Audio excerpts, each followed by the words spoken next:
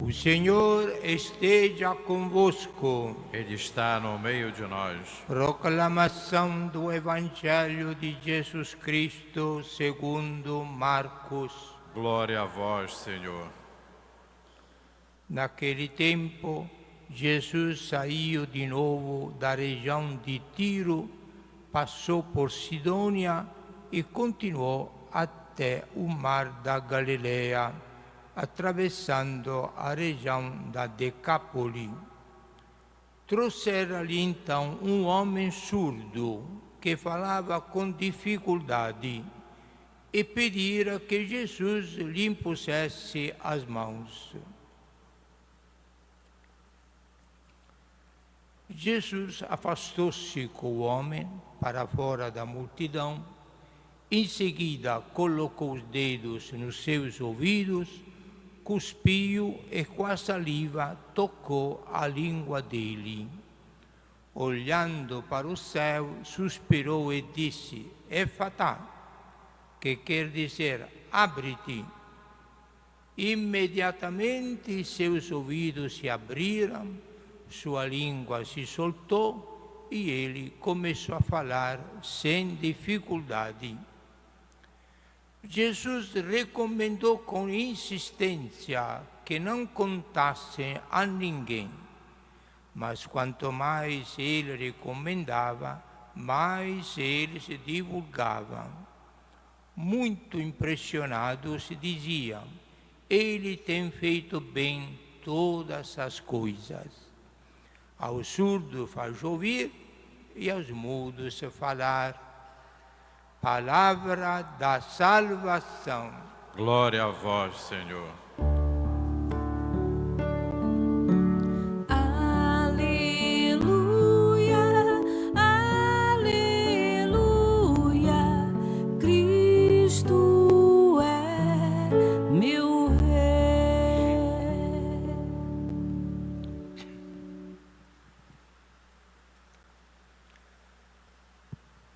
A liturgia deste ano de 2018 nos oferece a meditação do Evangelho de São Marcos, o mais breve, o mais seco, o mais sintético. E São Marcos está acompanhando sempre esta movimentação, esta viagem de Jesus que começa de Nazaré. Apenas chegou aos 30 anos, deixa a sua carpintaria de José em que trabalhava e começa a ser um missionário. O missionário na terra de Israel, conforme a orientação do Pai do Céu. Mas nesta vez Jesus sai do confim de Israel e passa na terra dos pagãos. A Decápoli, 10 cidades pagãs, confim e quase no território do atual Líbano, Tiro e Sidônia. E aí, além de ter feito outro milagre, conforme o Evangelho de ontem, da mulher que chorava pela saúde da filha, pagã, Jesus agora encontra um surdo-mudo. Surdo-mudo é como uma pessoa anulada, não consegue se comunicar. Os outros que veem o gesto dele ficam meio irritados, falta de comunicação. E isto reduz a ele numa situação de inferioridade, quase marginalizado. Mas Jesus atende a pessoa, não demonstra nunca algum fastio, algum incômodo, nunca ele fica irritado, sempre manso e humilde de coração, atende todas as pessoas. E hoje, como ontem, trata-se de um pagão, surdo e mudo, um pagão. Mas Jesus não faz discriminação. Ele veio para salvar todo homem, veio para iniciar uma nova humanidade, ele e a mãe dele, um novo Adão a nova Eva, nova humanidade. Por isso Jesus conserta o que o pecado tinha estragado. Também as nossas enfermidades, caríssimos irmãos, são todos efeito do pecado. Se o nosso progenitor, Adão e Eva, não tivessem se rebelado contra a vontade de Deus, que nunca pode fazer o mal, sempre a verdade se realiza, nós não teríamos estas enfermidades, infelicidade, toda esta tristeza da nossa vida na terra, de todo tipo, espirituais, psíquicas, intelectuais, morais, sociais, financeiras, incluindo o mal dos males, que é a morte. E muito mais mal dos mal, a morte eterna. Jesus é que a vida demonstrou este grande amor dele para com a humanidade, vindo aqui sobre a terra para fazer uma recriação, uma nova criação a todos aqueles que nele acreditam. Quem aceita Jesus recebe o grandíssimo dom da misericórdia dele, sem nenhum nosso mérito, de ter sido feito uma nova criatura, como acontece conosco, graças a Deus, a partir do batismo. E falando do batismo, eu lembro quando ero jovem padre, antes do Concílio Vaticano II, quando fazia batizado, repetia os mesmos gestos que Jesus acaba de fazer conforme o Evangelho de São Marcos. A criancinha no colo da madrinha, depois como padre eu chamava a madrinha com a criança um pouco longe dos outros, saía a sós, tocava os ouvidos da criança, dizia a palavra Efatá, a mesma palavra, abre-te. Depois pegava, tingia o dedo aí na minha língua e tocava a língua da criança. Eu pegava um pouco de sal, uma pitazinha de sal, aí botava na língua da criança. A criança estava dormindo, já começava já. Esta era a cerimônia antiga, do batismo antigo. O Vaticano II, na reforma litúrgica, tirou estes gestos que eram de Jesus, porque a Secretaria da Saúde proibia que o padre tocava a língua dele para tocar a língua da criança. Era antigênica. Tá bom. Por respeito então ao higiene, se tirou esta cerimônia. Era belíssima esta cerimônia. Muito bem, nós obedecemos as coisas. Hoje o batismo é muito mais rápido, muito mais sintético, muito mais seco. Não tem toda esta simbologia que Jesus fazia. E a igreja copiou de Jesus e repetiu o gesto de Jesus, que hoje, infelizmente, não se repete. Jesus cura este surdo-mudo, que começa a ouvir, depois que Jesus tocou o ouvido dele, e começou a falar tranquilamente, sem nenhum defeito. Só Jesus pode fazer isto. E Jesus faz um gesto que é muito importante. Suspirou, pronunciando a palavra Efatá. Jesus nos leva no início da humanidade, quando Deus diz, o Gênesis da Bíblia, primeiro livro da Bíblia, que Deus primeiro fez um boneco de barro,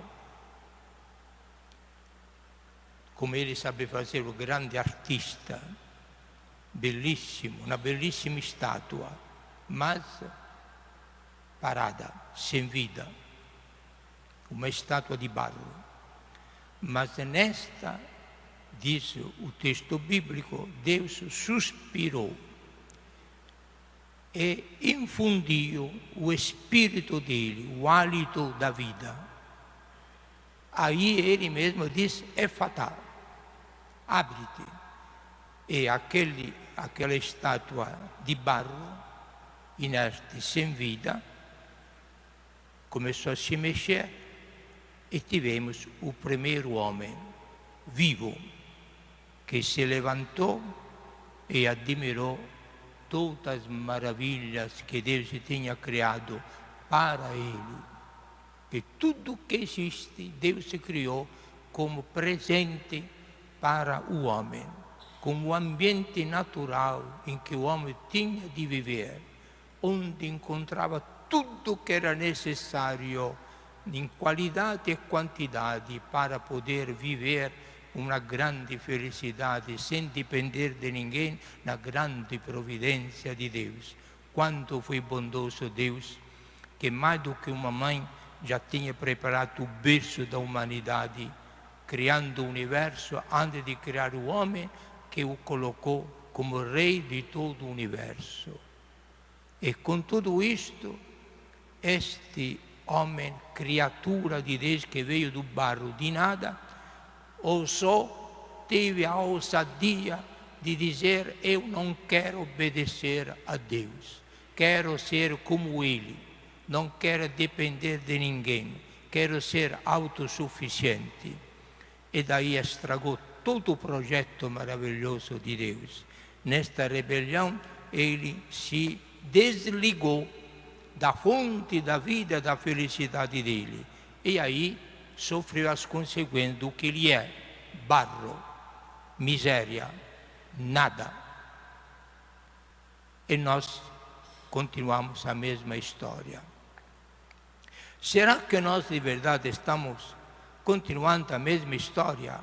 Em cada pecado nós fazemos a mesma coisa. Não quero obedecer a Deus. Deus me diz: faz isto, mas eu prefiro fazer outro, porque outro me oferece um certo prazer. Então quero ser independente. Por que devo obedecer a Ele? Eu sou homem, tenho a minha liberdade, eu tenho a minha inteligência, eu tenho todas as minhas energias, os meus planos, os meus projetos. Por que devo depender dele, que é meu Criador? Na minha liberdade, eu escolho de fazer o que de que gosto e que eu quero escolher, independentemente dele. E sempre dou cabeçadas. E continuo dando cabeçadas. Aí a minha vida se fecha. E eu fico surdo, mudo espiritualmente. Não escuto a palavra de Deus, não quero falar a verdade e fico satisfeito, enrolado por tantas mentiras e hipocrisias que o mundo me despeja de manhã até à noite sempre. Mentiras, mentiras, mentiras, mas eu gosto mais da mentira do que da verdade. É a verdade que me liberta, mas eu prefiro ficar escravo das mentiras. Eu construindo a minha infelicidade, eu construindo a minha morte, e quem sabe até a morte eterna. Não quero viver com Deus, a vida eterna e o paraíso é Deus, mas não quero viver com Ele, então vai viver no reino dos mortos, da morte eterna. É trágica esta situação do homem usando e abusando da própria liberdade contra o projeto de Deus. Daí vem Jesus. E Jesus, então, diz só uma palavra a todos nós. Disse no batismo, mas continua dizendo todo o momento: é fatal, abre-te. Quantas pessoas vêm chorando, ou no confessionário, ou na direção espiritual, de que vivem numa angústia constante. Deus me abandonou, rezo, mas Ele não me escuta. Não pode acontecer isto. Deus é misericórdia. Deus fez você livre, mas ao mesmo tempo com capacidade de escutar, de falar e de agir. Se isto não acontece, algo errado está acontecendo. Não em Deus, que não pode errar. Deus não pode errar, mas em você. Aí vamos ver o que está acontecendo. Mas minha filha, meu filho, como você pode se queixar contra Deus, que não está escutando, não está atendendo, se você mantém sempre a porta fechada? Ele é misericordioso, não te larga porque Ele é o teu Criador. Está atrás da porta. São anos que está batendo para que abra esta bendita porta da tua vida.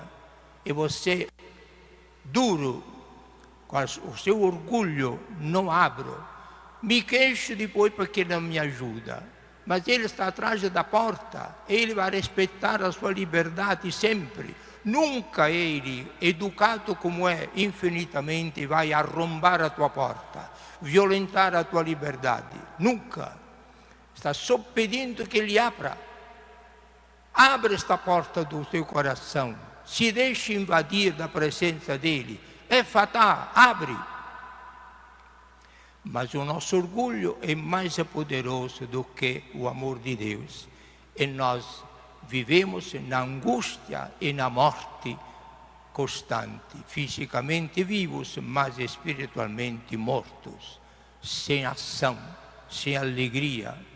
E às vezes vale muito mais, é muito melhor a gente dar um tiro, se enforcar, porque não vale a pena viver assim. Mas a culpa não é de Deus, a culpa é sua, o seu orgulho, que não quer se dobrar perante Deus, acha que Deus deve estar a seu serviço e não você a serviço dele. Inverter as coisas. O Criador e o Supremo Senhor, único Senhor, deve se colocar disponível ao seu serviço, fazendo o que você quer. E você, criatura do nada, obrigando a Ele a ser teu servo, não servir a Ele. A tragédia do homem, da soberba e do orgulho do homem, que para não se dobrar, conclui: Deus não existe, não acredito, é uma lenda, é uma invenção, não existe nada de Deus, tudo por acaso. Coitada da miséria humana, para onde chega este orgulho do homem que não quer abrir a porta a Deus, vive na sua tristeza, angústia constante, mas não quer abrir esta porta, não quer se dobrar. Ele quer ser Deus como Deus, em lugar de Deus. E se Ele existe, tem de me servir, fazer a minha vontade. Aí começa o inferno na vida. Porque no inferno nunca fazem a vontade de Deus, nunca. E nunca vão querer fazer a vontade de Deus. Que o momento em que até todos os demônios e danados do inferno se decidirem arrependidos de começar a fazer a vontade de Deus, o inferno desaparece. Mas ele não vai fazer nunca. Tanto é o orgulho que anima estes seres condenados, que se autocondenaram. A nossa vida, caríssimos irmãos, repete na Terra este grande, trágico fenômeno da humanidade que anda triste, violência e guerras contínuas, porque não quer seguir a Deus. E Deus é amor, misericórdia, respeito, e Jesus que veio ao nosso encontro, Ele não fica desanimado perante a nossa tristeza e nossas limitações, nossas enfermidades. A quem a Ele se dirige, Ele faz o que só Ele sabe fazer. É fatal. Abre-te e Jesus cura qualquer doença e ressuscita até os mortos. E os mortos no corpo os ressuscita para a vida eterna. Esta é a ação de Jesus. Bem-aventurado de nós, caríssimos irmãos e irmãs, se nós adquirirmos um momento e um pouco de humildade para reconhecer que eu sou nada, limitado como criatura, mas Deus é tudo, todo-poderoso. Eu sou, além de ser limitado, eu brinco com a hipocrisia e com a mentira me enrolando. E me iludindo que longe dele estou mais feliz porque tenho algum prazer que a vida me oferece e amato a minha felicidade. Mas Deus é bondoso, misericordioso, paciente, com a paciência infinita, não me larga, continua batendo as palmas. Abra, abra, abra. Então, caríssimos irmãos, hoje o propósito que vamos fazer é assim. Eu, às vezes, fico cego, surdo e mudo, voluntariamente, para não me submeter a Deus.